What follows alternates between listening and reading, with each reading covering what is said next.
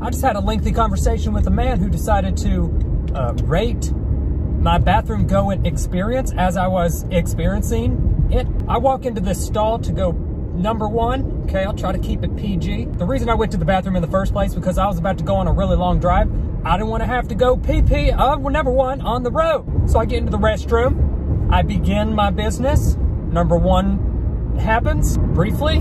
It wasn't a lot, okay? It was like just void the bladder of whatever's in there. But the guy next to me was concerned. I know because he said out loud, "That's it." He took time out of his mid-grunt to ask if that was all I was gonna do. This number one isn't gonna evolve into a number two. God, my fingers are weird. I don't know what he wanted from me. Well, more number ones. I mean, I can push a little more, but not enough is gonna come out to satisfy your needs.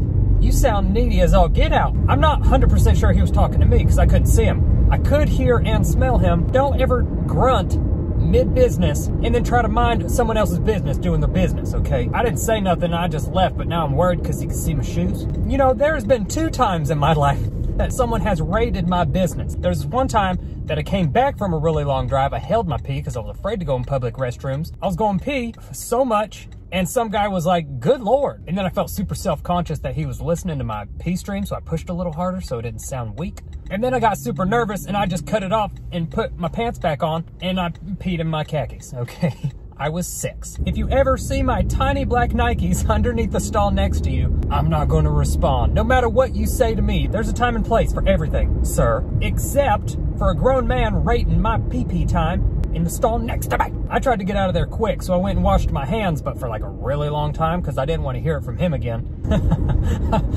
I mean, he could have been talking to himself. Maybe he grunted and then realized it wasn't as much as he thought it was going to be and then asked himself out loud, "Is that it?" I'm assuming it was directed towards me, but maybe he's going through his own little struggles. Maybe his business isn't good enough for himself. That really changes things. I respect you, sir. In that case, I'm super glad I didn't respond.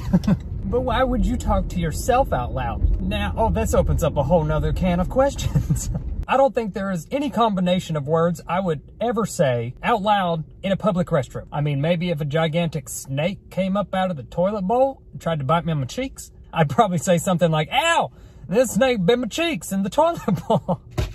But other than that, I definitely wouldn't reply to someone or start conversation. Men communicate via grunts in the bathroom to others and themselves. It was so weird, okay? I have to pee just thinking about it. I used to be homeless, so I'm pretty good at going in public, but being homeless does not prepare you for someone who wants to create conversation, let alone judgment, from the other stall. I should have put this at the beginning of the video, but warning, this video might be a little gross.